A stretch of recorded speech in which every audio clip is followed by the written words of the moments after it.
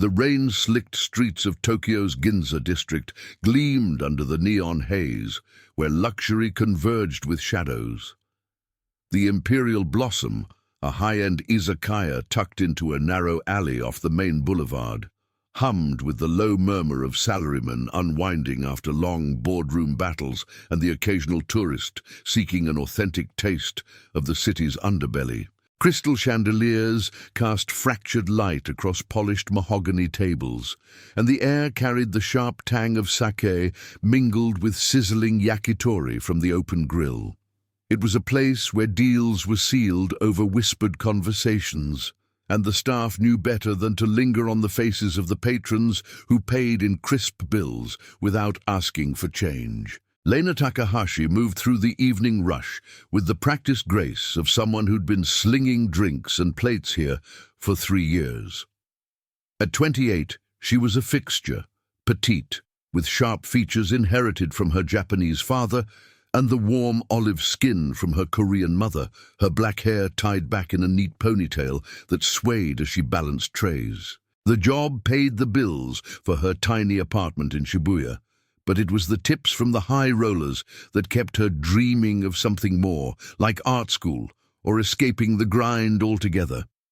Tonight, the crowd was thicker than usual, a mix of suited executives and a few groups that screamed old money, their laughter edged with something harder, more guarded. She approached the corner booth, the one reserved for VIPs, where a man in his late 40s sat alone, his broad shoulders filling out a tailored charcoal suit. He had the look of quiet authority, salt and pepper hair cropped short, a scar tracing his jawline like a faded tattoo, and eyes that scanned the room without seeming to. His name, she'd overheard from the host, was Hiroshi Kato, though the whispers among the staff painted him as more than just a businessman. Import-export, they said, with ties to shipping lanes that snaked through the Pacific. Lena set down the leather-bound check folder with a polite bow, her smile professional but distant. "Your total, sir. Thank you for dining with us tonight." Kato nodded absently, his fingers drumming once on the table as he reached for the folder, but in that moment, as he flipped it open, a photograph slipped from between the pages, a candid Polaroid, edges curling slightly from age or humidity. It fluttered to the tablecloth like a fallen leaf, landing face up between them. Lena's breath caught. She hadn't meant to look, but her eyes betrayed her. Drawn to the image before she could turn away.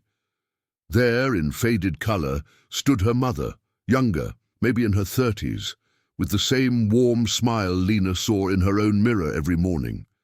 Beside her was an elderly Korean woman, her face lined with quiet dignity, dressed in a simple handbook that seemed out of place against the backdrop of what looked like a bustling dockside warehouse. And flanking them both was Hiroshi Kato himself, younger, unscarred, his arm draped possessively around her mother's waist. The trio laughed at something off-camera, the Pacific sunset painting them in golden hues. Lena's heart slammed against her ribs. Her mother, who had raised her alone in a cramped Seoul apartment before they moved to Tokyo after her father's death, who never spoke of her past beyond vague stories of factory work. This, with him, and who was the Korean grandma? Kato's hand froze mid-reach for the photo. His eyes lifted to meet hers, sharp and assessing, like a predator spotting movement in the underbrush.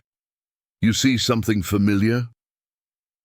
His voice was low, gravelly, laced with the faint accent of someone who'd grown up in Yokohama's rougher wards.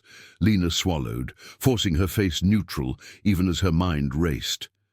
The restaurant's hum faded to a distant buzz, the clink of glasses, the sizzle of meat on the grill, the patter of rain against the window panes. "No, sir, just thought it was a family picture, sorry." She stepped back, but her feet felt rooted, the photo burning into her vision. Why would her mother be in his wallet? And that woman, could she be the Halmione her mother mentioned in bedtime stories, the one who sent dried persimmons from Busan but never visited? He retrieved the photo with deliberate slowness, tucking it back into the folder without breaking eye contact. "Family is a complicated word, miss." He glanced at her name tag, letting the question hang. "Takahashi," she supplied, her voice steadier than she felt. "Lena Takahashi." A flicker crossed his face. Recognition? Calculation? He slid a black Amex across the table, the card gleaming like obsidian. "Kato, Hiroshi Kato, and Lena. If that's your mother's picture you're staring at, we should talk. Not here." Her pulse thrummed in her ears. The booth felt smaller, the air thicker with the scent of aged whiskey and unspoken histories. She should walk away, clock out, pretend she saw nothing. But curiosity clawed at her, mingled with a sudden inexplicable fear for the woman who'd sacrificed everything for her. "Talk about what? I don't know you. You don't know me yet." He stood, towering over her despite the booth's intimacy, his presence commanding the space, like the river currents her mother used to describe from her coastal youth. "But you know her. Ji-yeon, right? She never mentioned the docks in Yokohama? The shipments from Incheon?" Lena's world tilted. Ji-yeon, her mother's name spoken like an old secret. The restaurant's back exit beckoned, but so did the unanswered questions piling up like unmarked crates on a pier. Outside, thunder rumbled, and the rain intensified, drumming against the glass like impatient fingers. Kato waited, patient as a storm-gathering force. She nodded once, barely perceptible. "After my shift, the coffee shop across the street. But if this is some game, no games." His smile was thin, edged with something almost protective. Just debts long overdue. As Lena turned back to the kitchen, the weight of the photo lingered. A ghost in her pocket she hadn't even touched. Who was the Korean grandma, really? And why did the man her mother fled now claim a piece of her life? The night stretched ahead, heavy with revelations she wasn't sure she wanted to uncover. The rain had eased into a persistent drizzle by the time Lena's shift ended at midnight, leaving the Ginza streets slick and reflective under the sodium glow of street lamps.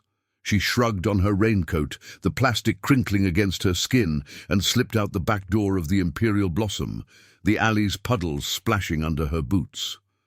The air smelled of wet concrete and distant exhaust, a familiar Tokyo nocturne that usually grounded her, but tonight it felt charged, like the hush before a typhoon hits the docks her mother once described in hushed tones.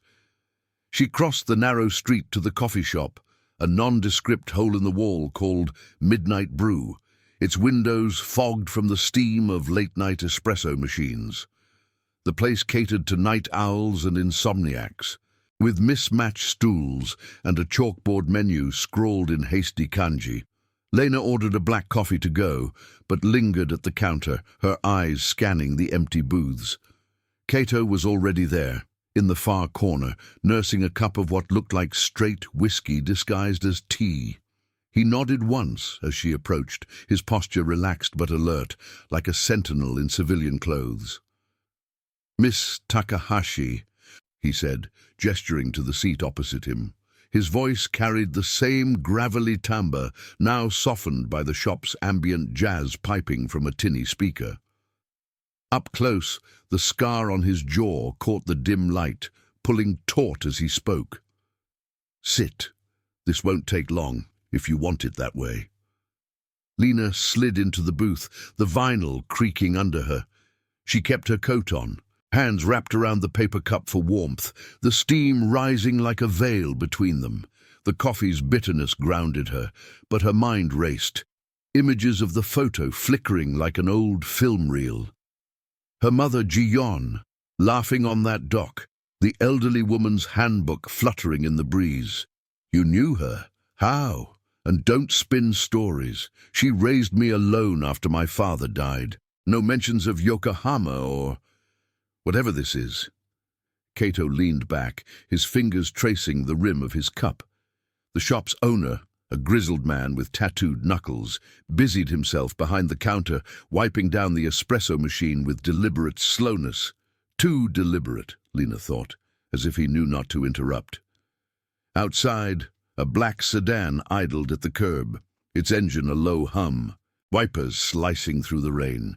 Security, or just Tokyo traffic? Your mother and I go back 25 years. Kato began, his eyes distant, fixed on the rain-streaked window. She worked the ports in Incheon, loading crates for shipments to Japan. Small time, legitimate at first, but the routes got dicey. Rivals from the Yamaguchi-gumi sniffing around, trying to muscle in on the Pacific trade. Ji-yeon was sharp. She handled manifests, kept the ledgers clean. That's how we met. I was running security for a syndicate. Import-export, as they call it.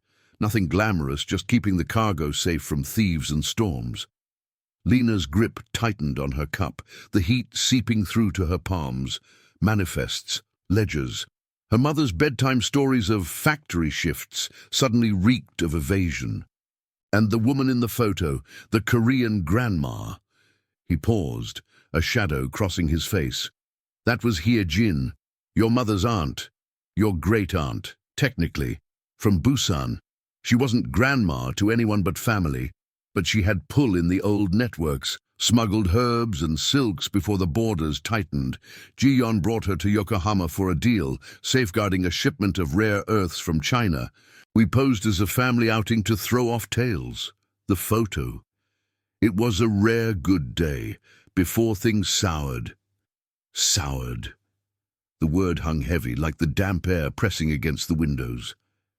Lena leaned forward, her voice low. What happened?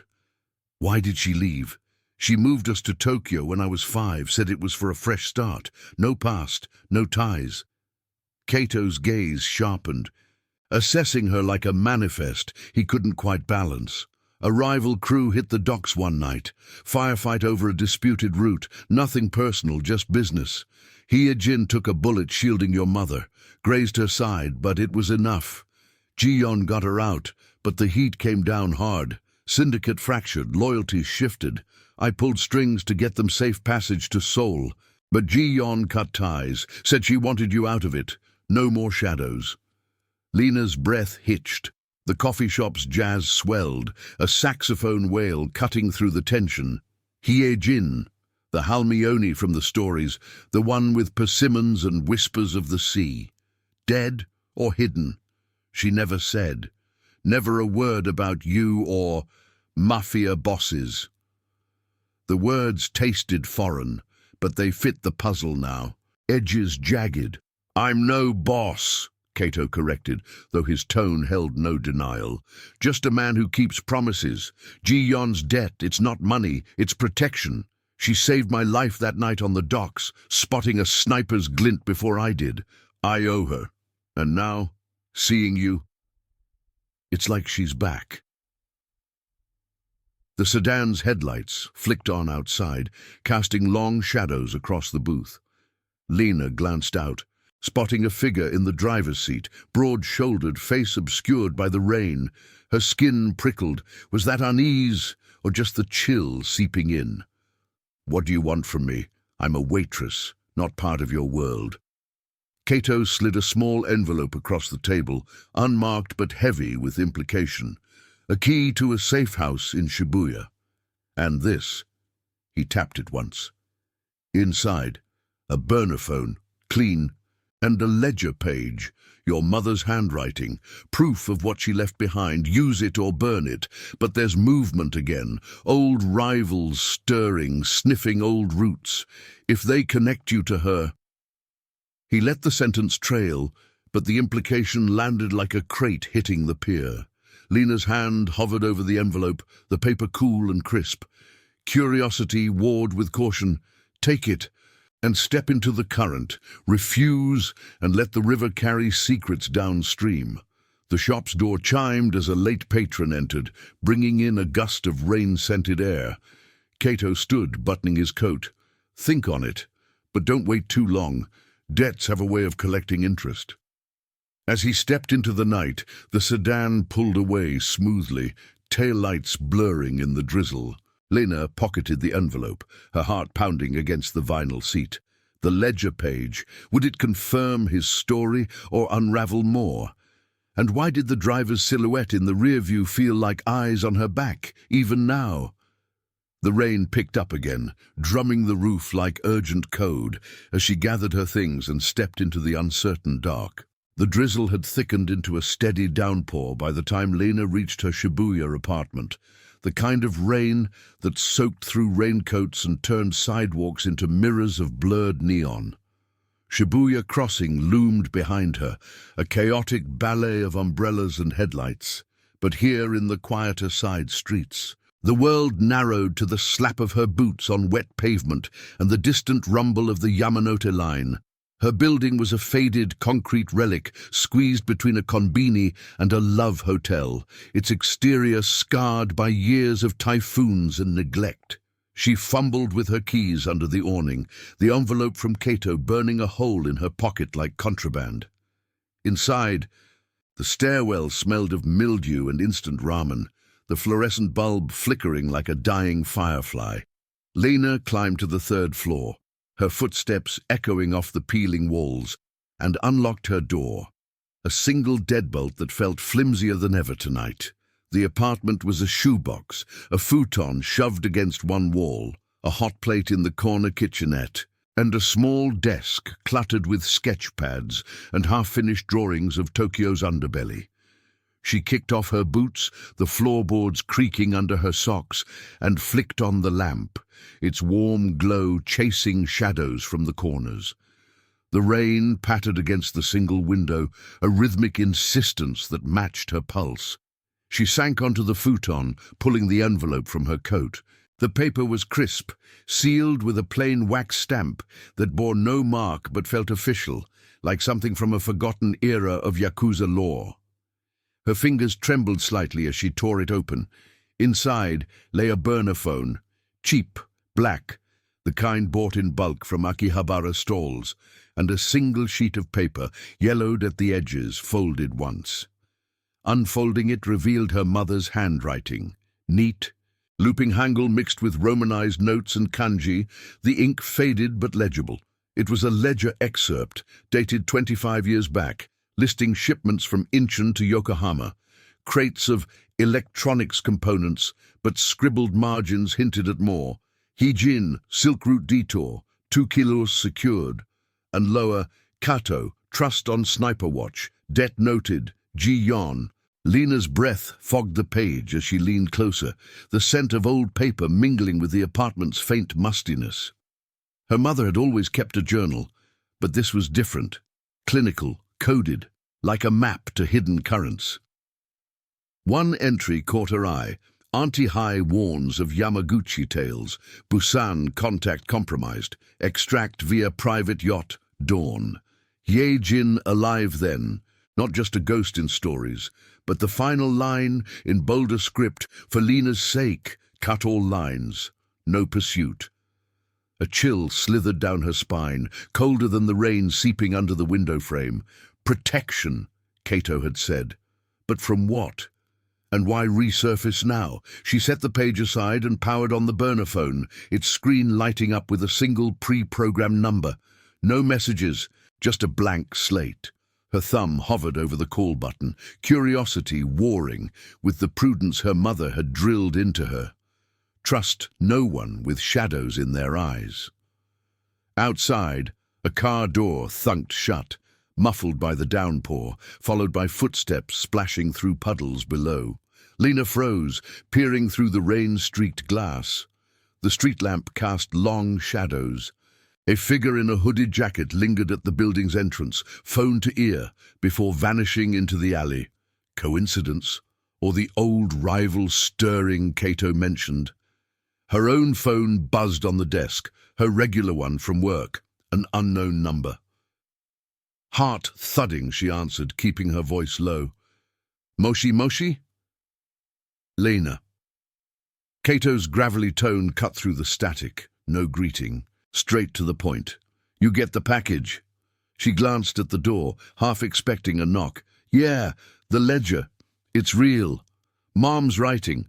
But here, Jin, you said she was shot. This says she's warning about tails.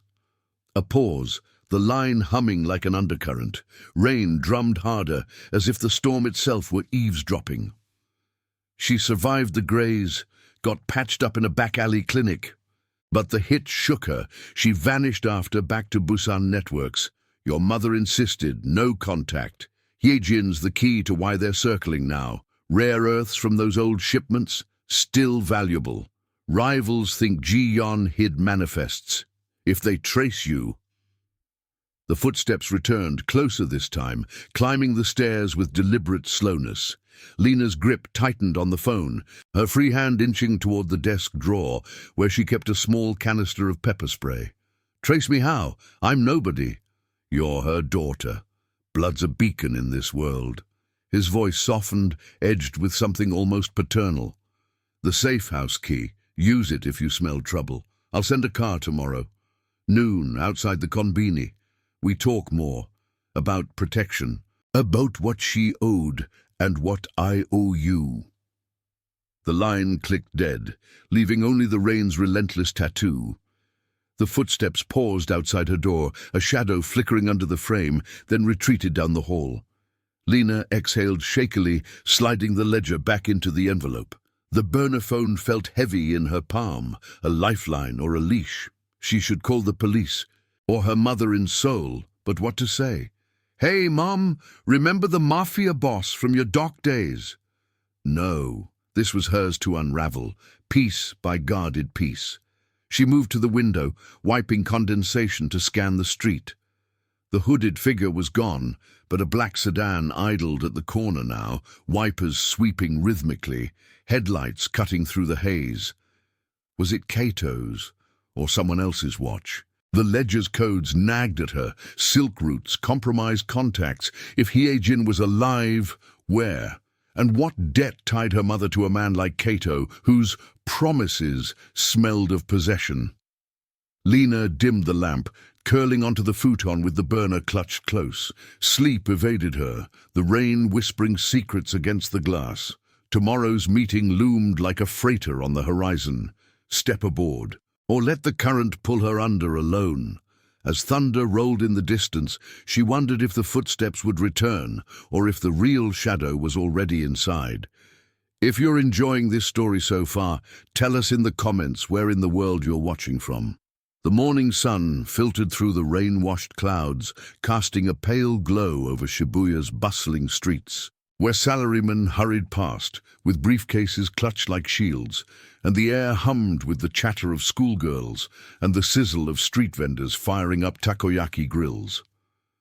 Lena had barely slept, the burner's weight in her pocket a constant reminder, as she stepped out of her apartment building at 11:45, the envelope tucked inside her jacket alongside her sketchpad, a flimsy armor against the unknown.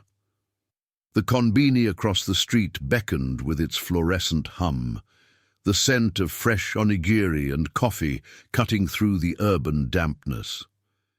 She bought a green tea, letting the warmth seep into her hands while her eyes scanned the crowd. No black sedan yet. But the prickle at her neck told her eyes were on her. Maybe the hooded figure from last night, or just paranoia blooming like mold in her thoughts.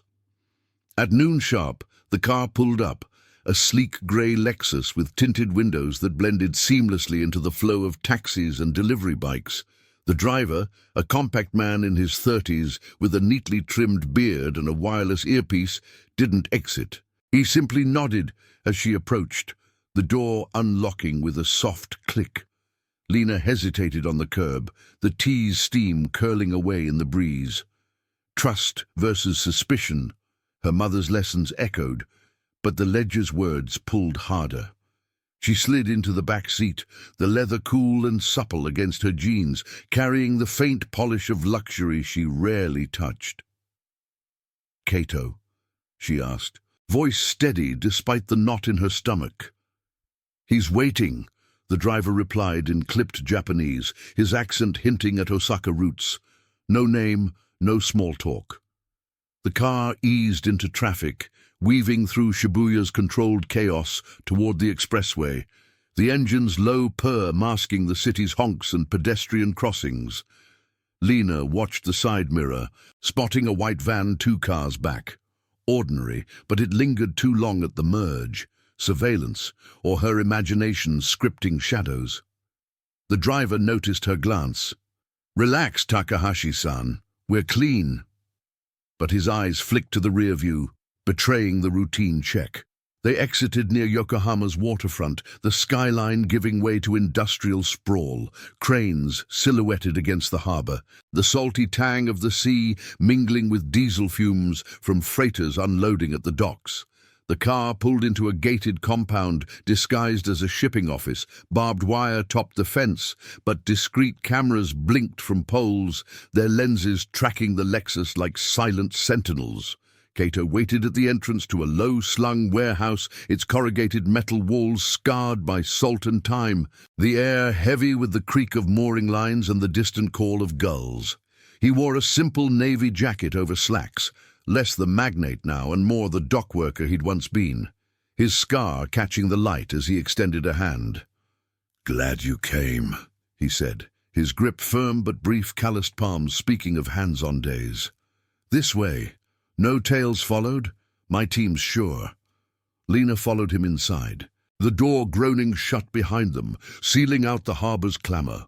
The warehouse interior was a labyrinth of stacked crates and pallet jacks, lit by harsh fluorescents that buzzed overhead like swarming insects. But a cleared section near the back held a makeshift office.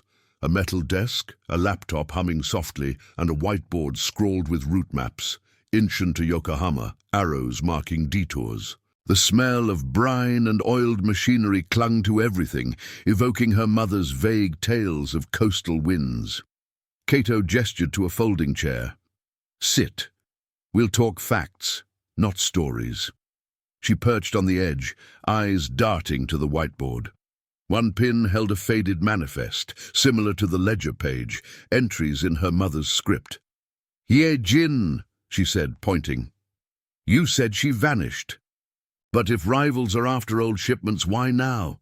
Rare earths, that's tech stuff, not silk." Kato leaned against the desk, arms crossed, his posture a barrier of controlled power. "Markets shift. China's export bans jacked prices. Those crates from '98, worth millions now. Yamaguchi remnants think Ji-yon squirreled away the full ledgers, proof of hidden caches. Ijin's Busan ties could unlock more routes. Words out you're her daughter. A photo like the one you saw? It circulates in the wrong hands and doors open, or slam shut." Lena's mind raced, piecing the puzzle. The footsteps last night, the van. "And you? What's your code in this? Protection for a debt or pulling me into your web?" His eyes softened fractionally, a crack in the armor. "Code's simple. Never leave family exposed. Ji-yon saved me. I couldn't save Hee-jin from the fallout. Lost my own sister to a bad deal years back. Innocent, caught in crossfire. Vowed no more. You're not in my web, Lena. But out there, alone. You're bait." A radio crackled on his belt, the driver's voice cutting in. "Boss, white van at the gate. Asking for manifest clearance. False plates. Osaka registry." Kato's face hardened, hand moving to the device. "Stall them. Check rotations. Any insiders?" Lena stood, pulse spiking as the warehouse seemed to close in, the hum of a forklift echoing like approaching thunder. "False plates? That's them. Your rivals. Or a probe." He moved to the laptop, fingers flying over keys, pulling up a grainy feed from the gate camera. The van's driver argued with the guard, gestures sharp, but a second figure in the passenger seat scanned the compound with binoculars, subtle, professional. Compromised guard? No, rotations were tight this morning. But doubt flickered. Human error, always the weak link. Tension coiled as distant shouts filtered through the walls, tires screeching on gravel outside. Kato grabbed a go-bag from under the desk. Passports, cash, a spare burner. "We move. Safe house in the hills. Old Kato family spot, off-grid." He handed her a jacket, heavier than it looked, with reinforced lining. "Stay close. No heroics." They slipped out a side door into the loading bay, the sea wind whipping Lena's hair as they dashed to a waiting SUV, engine already running. The driver gunned it, tires biting asphalt as they barreled past the gate. In the mirror, the white van surged forward, but a security truck blocked it. Deliberate jam, buying seconds. Lena's heart hammered against her ribs, the harbour blurring into a streak of blue and grey. The ledger, does it name them? The rivals. Kato checked his phone, an encrypted message popping up. Burner intercept, Busan line active. Hyojin reached? His jaw tightened. Not yet, but if she's the key, they're closing in. Question is, did someone inside tip them off, or was our meet the bait all along? The SUV climbed winding roads toward the hills, the city receding like a fading memory, but the van's taillights haunted the rear view, persistent, unrelenting. As a curve hid them momentarily, Lena wondered if Hyejin's ghost was pulling strings from afar, or if the real betrayal waited in the safe-house shadows. The SUV's tires hummed over the twisting hillside roads, the Yokohama sprawl shrinking to a glittering patchwork below as they ascended into the forested outskirts. Pine-scented air rushed through the cracked window, mingling with the faint metallic tang of tension inside the vehicle. Lena gripped the door handle, her knuckles white, the reinforced jacket Kato had given her feeling like a borrowed skin. Too heavy, too confining. The white van had fallen back after the gate jam, but its persistence gnawed at her, a shadow in the side mirror that refused to dissolve into the curve of the asphalt. The driver, still nameless, his beard now slick with sweat, kept the speed steady at 60, eyes flicking between the road and the rear view like a hawk scanning for prey. Kato sat beside her, his broad frame angled toward the window, burner phone in hand as he scrolled through encrypted texts. The device's screen cast a blue glow on his scarred jaw, highlighting the lines etched by years of guarded choices. Intercept came from a Busan relay, he murmured, voice low to avoid the driver's earpiece chatter. Old line, Hyejin's signature code. Persimmon harvest delayed. Seek the aunt's dock at dawn. Means she's alive, signaling for extraction. But if rivals tapped it... Lena shifted, the leather seat creaking under her. Autonomy clashed with the pull of his world. She wasn't his to protect, yet here she was, barreling into isolation on the word of a man her mother had fled. And you believe it? Or is this another layer, drawing me deeper so I can't walk away? Her tone sharpened, laced with the fear of becoming a ledger entry herself, just another debt tallied in faded ink. He met her gaze, unflinching. The hill's greenery blurring past like unspoken histories. Beliefs earned, not given. Your mother's code was ironclad, never false alarms. Hyejin's the thread holding old alliances. If she's reaching out, it's because the Yamaguchi remnants are squeezing Busan ports. Rare earths aren't just cargo, they're leverage for tech black markets. Ji-yeon knew the manifests inside out. They think you do too. The safe house emerged around a final bend, a modest wooden cabin nestled among cedars, its sloped roof camouflaged by moss and vines, overlooking a ravine where a stream gurgled over rocks. No gates, no obvious cameras, but Kato's eyes scanned the tree line as the SUV crunched to a halt on gravel. The driver killed the engine. The sudden silence amplifying the wind-rustling leaves and the distant call of a crow. "Clear," he said, stepping out to sweep the perimeter, his hand resting near a concealed holster at his belt. Kato nodded to Lena. Inside, windows stay shuttered.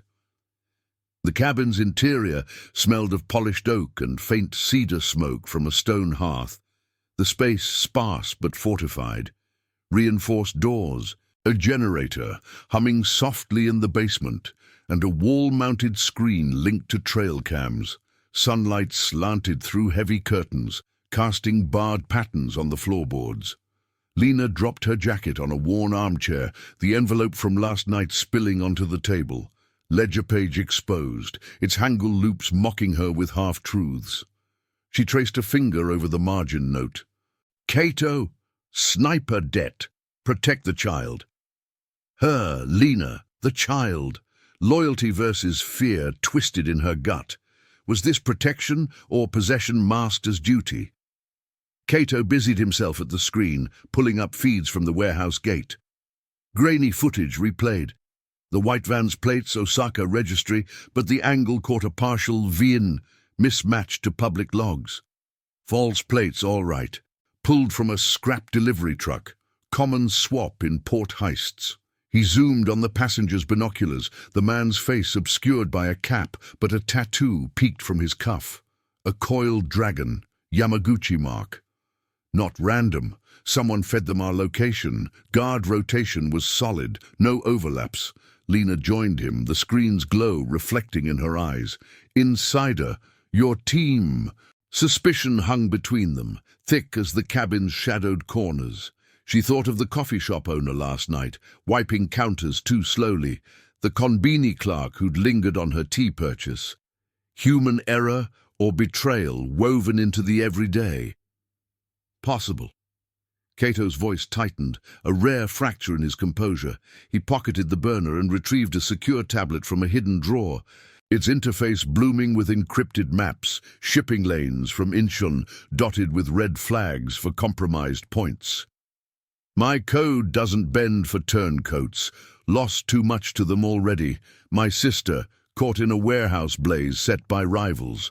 Innocence pay if loyalty cracks. He glanced at her, the weight of his past a bridge or a barrier. Ji-yeon chose to run because she saw the cost. I won't let it touch you. Outside, the wind picked up, rattling shutters like impatient knocks. The driver radioed in. Perimeter quiet, but trail cam 3, movement downslope. Deer, maybe. Doubt laced his words. Lena peered through a curtain slit.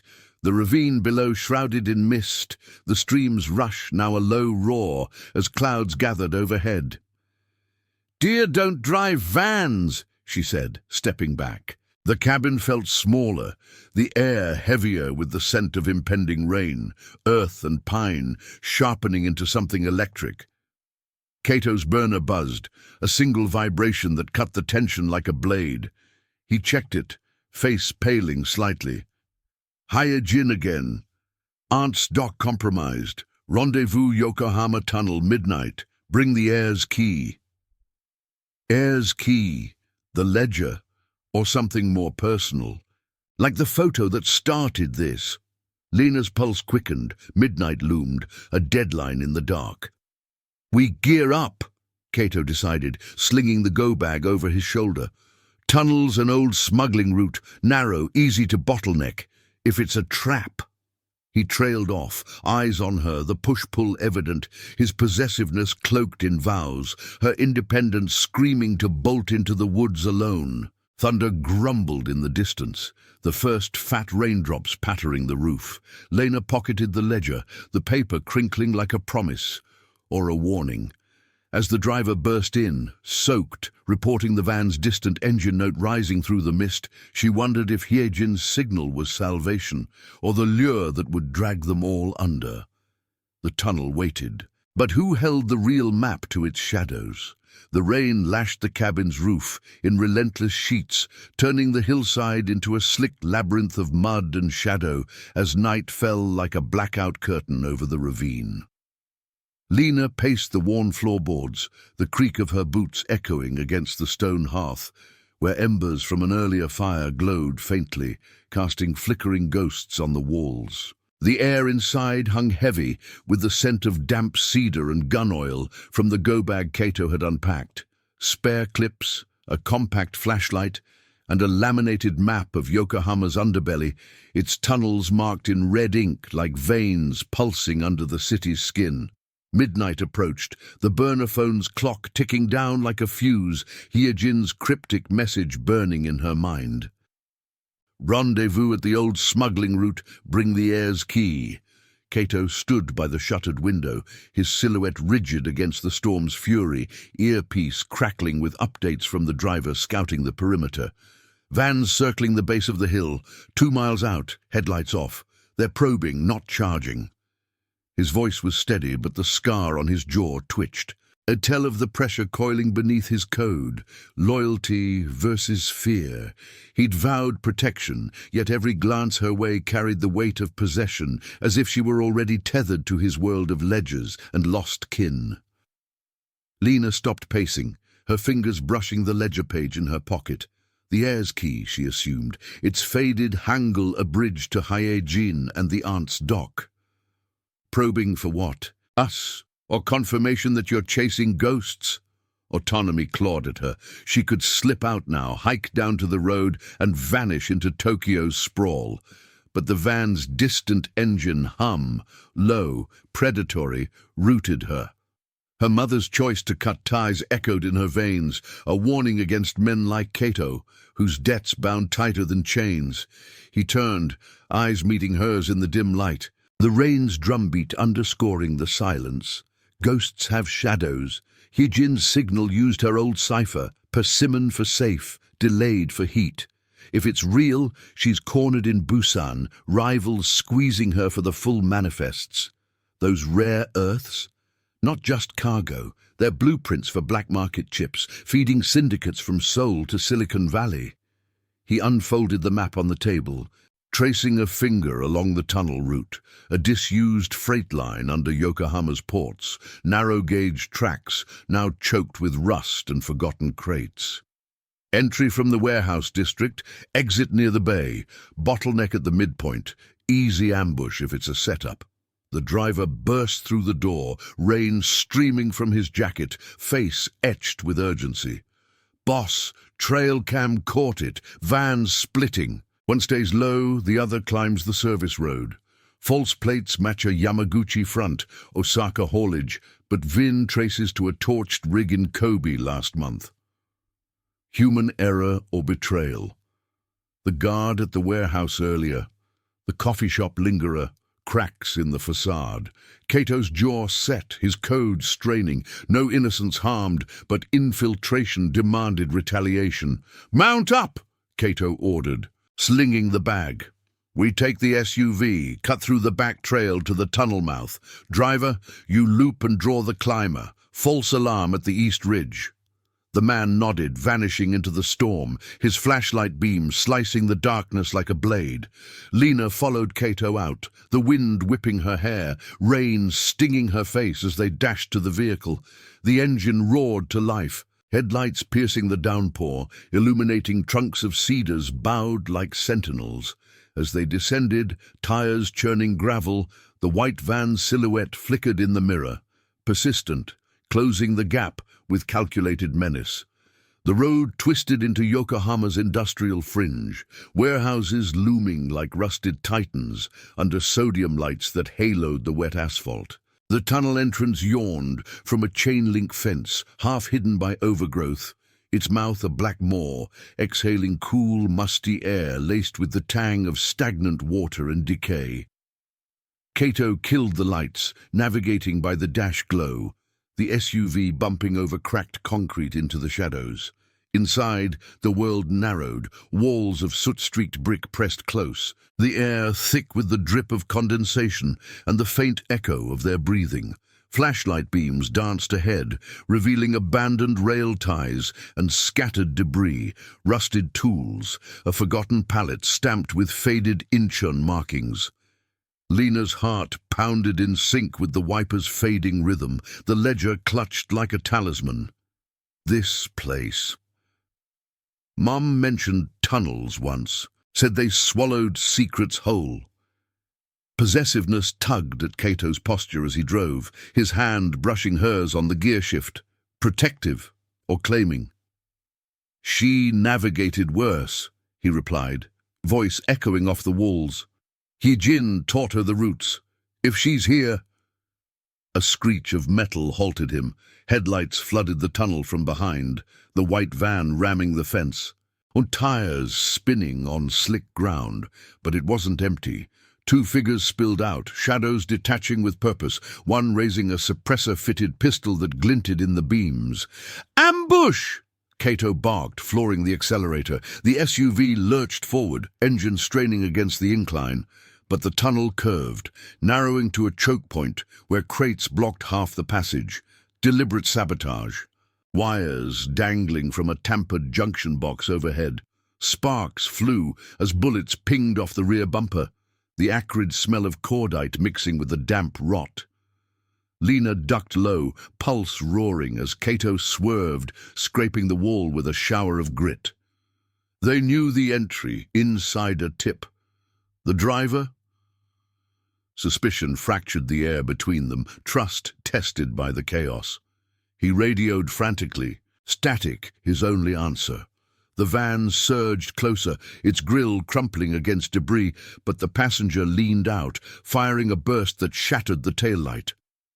At the midpoint, the tunnel widened into a cavernous chamber, relics of old operations, conveyor skeletons, and a control panel flickering erratically, power siphoned from some forgotten grid. Cato braked hard, gravel spraying, and grabbed the go-bag. Out, side passage, Yijin's dock connects here. They bolted, flashlight beams bouncing wildly, the ledger page fluttering from Lena's pocket like a white flag. Footsteps echoed behind, the rivals' shouts muffled by the storm raging above, thunder masking their advance. In the side alcove, a rusted door creaked open to a ladder shaft descending to the bay level. Cato boosted her up first, his hands firm on her waist, a moment of raw connection amid the peril, autonomy yielding to survival's pull. As they climbed, a burner buzzed in his pocket. Hyejin's code again, but garbled. Air. Betrayal in the van. Extract now. Partial discovery hit like a gut punch, the driver, the insider, turning for a cut of the rare earth payout. They emerged into the dockside warehouse, rain pounding the tin roof, the Pacific salt spray whipping through open loading bays. Crates loomed, shadows pooling under forklifts, and there, a figure in a hooded coat, hanbok peeking beneath, waiting by a private skiff moored at the pier. Hyejin, alive, eyes sharp as her namesake persimmons. But the van's engine roared closer, headlights sweeping the water like searchlights. Cato drew a sidearm, positioning Lena behind a pallet. Stay down. Code holds. No innocence. As bullets chipped the crates, Hyejin waved a manifest, the full ledger, edges singed from some old fire. Ji-yeon's girl, she rasped in Korean-accented Japanese, voice cutting the din. The debt's not Cato's alone. Rivals want this. Busan roots, all of it. Lena's hand shot out, grabbing the page, but a shadow detached from the darkness. The driver, beard dripping, gun leveled. Not at them, but Hyejin. Betrayal confirmed, the weak link snapping. Cato lunged, tackling him into the rain-slicked dock, a scuffle of grunts and splashes, the pistol skittering toward the water. Lena froze, ledger in hand, as Hyejin pulled her toward the skiff. Victory hovered, but at what cost? The gunshot echoing over the waves, blood mixing with rain, and as the rivals closed in, sirens wailed in the distance. Was the real extraction a trap, or the family she'd never known pulling her into the light? If this tale already has you hooked, hit the like button. It helps us bring more hidden stories to light. The rain hammered the dock like 1,000 accusations, turning the wooden planks into a treacherous slick of salt water and blood. Lena crouched behind the splintered pallet, the full ledger clutched in her fist, its pages sodden and heavy with the weight of decades, Inchan roots, hidden caches, the rare earths that had ignited this storm. Hyejin's face, lined and fierce under the hood, gleamed with determination as she gripped Lena's arm, her handbox sodden but her voice a steady anchor in the chaos. The skiff, now, Ji-yeon's blood runs true. We end this cycle. Gunfire cracked the night, sharp bursts from the warehouse shadows where the rivals, 3 now, faces masked by balaclavas, advanced in a ragged line, their suppressed weapons spitting fire that lit the crates like fleeting fireworks. The white van idled at the loading bay's edge, its engine a guttural growl, headlights carving tunnels through the downpour. Sirens wailed closer, faint but insistent, Yokohama's institutional limits kicking in. patrols drawn by the storm's cover, or an anonymous tip from Cato's network. The air reeked of cordite and brine, the Pacific's waves slapping the pilings like impatient demands for tribute. On the dock, Cato grappled with the driver, the traitor whose beard was now matted with rain and regret. The man's betrayal hung exposed. A Yamaguchi payout for the ledger's location. Human greed cracking the syndicate's code like rust on iron. Cato's fist connected with a thud, not lethal, but precise, sending the driver sprawling into the shallows. A graze from the earlier scuffle bloomed red on Cato's shoulder, seeping through his jacket, cost of the vow, injury as the price of protection. He rose, sidearm steady, barking into his earpiece. Extraction compromised, drivers the leak, secure the perimeter. Lena's heart thundered, autonomy fracturing under the push of survival. She wasn't a pawn in their world of manifests and debts, but the ledger in her hand felt like her mother's unspoken will, a key to the family she'd pieced from fragments. Hyejin tugged her toward the skiff, the small vessel rocking violently, its outboard motor humming to life with a pull of the cord. "Air's key," the old woman whispered, eyes locking on Lena's. "Not cargo. You, Ji-Yon, hid you from this, but blood calls blood.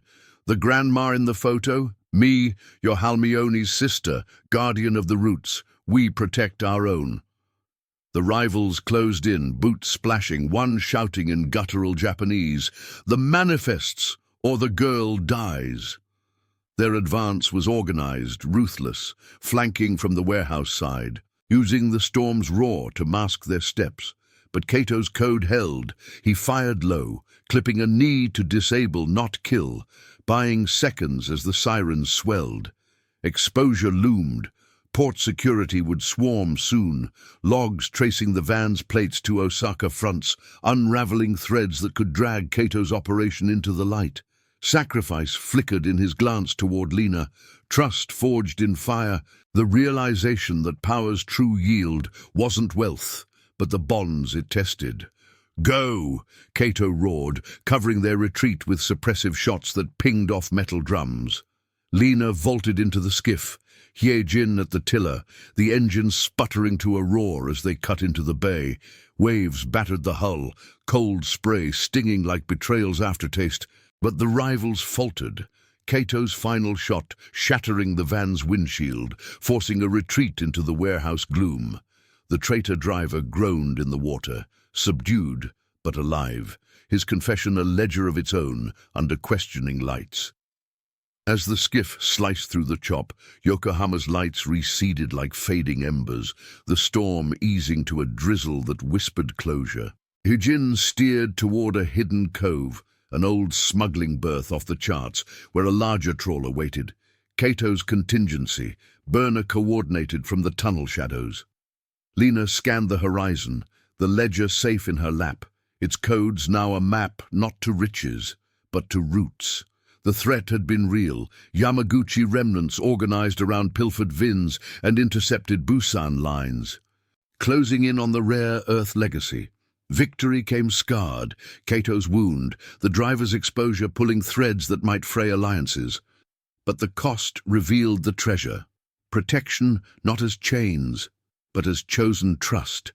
Hyejin, alive and unbowed, embodied the found family her mother had shielded her from, a code of loyalty outlasting the Pacific's tempests. Hours later, in the trawler's dim cabin, salt-crusted and swaying gently, Cato joined them, shoulder-bandaged by Hyejin's steady hands, her clinic days in Busan resurfacing like an old manifest. The sirens had faded, rivals scattered by arriving patrols, their probe botched by the insider's fall and the storm's natural jam of jammed exits and blacked-out cams. Lena sat across from him. The photo, from the restaurant, now pinned to the bulkhead beside the ledger, a triad reunited, laughing against the sunset. "You said debts collect interest," she said, voice soft but edged with the night's steel. "But this, it's more than payback." Cato nodded, pain etching his features, but his eyes held a quiet pledge. Legacy isn't roots or crates, it's the vow. No innocence lost. Your mother chose independence, I respect that, but if you'll have it, this family's yours. Protection without possession. Hyejin smiled faintly, her hanbok drying into wrinkles like the ledger's pages. The Korean grandma from the photo now flesh and memory. Dawn broke over the cove, painting the waves in gold, the trawler charting a course to neutral waters. Lena traced the photo's edges. The adventure's scars a transformation, suspicion yielding to bonds, ambition pruned by prudence. The spoils, rare earth secured, rivals exposed, paled against the loyalty unearthed, memories reclaimed, and the family forged in rain and revelation. As the horizon widened, she wondered not at the shadows left behind, but the light they'd kindled together. Subscribe to our channel for more incredible tales of loyalty, danger, and found family. See you in the next story.